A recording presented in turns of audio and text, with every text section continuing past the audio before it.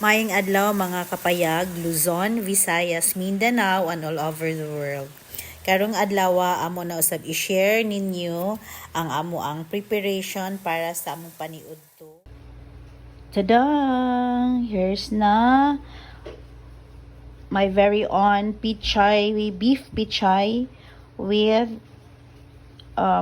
dilis. So giunsa na mo pagluto. So mga simple things ra.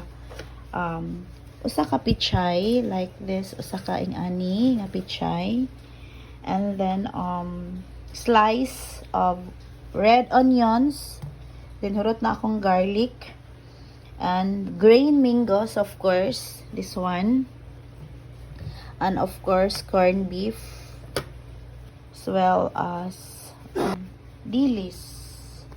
Kana lang siya.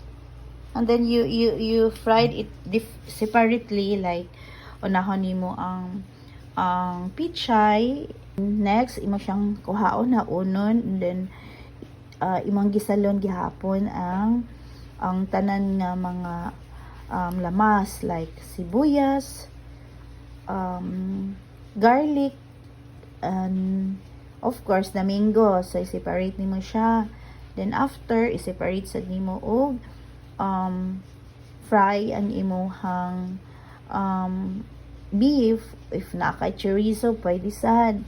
Then imo siyang, once nga mo gahi na siya, mo sticky na siya, imo na di siya kaunon, and then i-fry na sad nimo ang imuhang dilis. So once mo luto na siya to crunchy, like this, crunchy na siya, this one, pwede na dayon nimo siya haunon, and then iput nimo siya sila tanan diha. And then, the moment na mukaon ka, usapan nimo sila isagol. So, maoni kang Mano River, nga paniudto, and then maoni ang ako asad.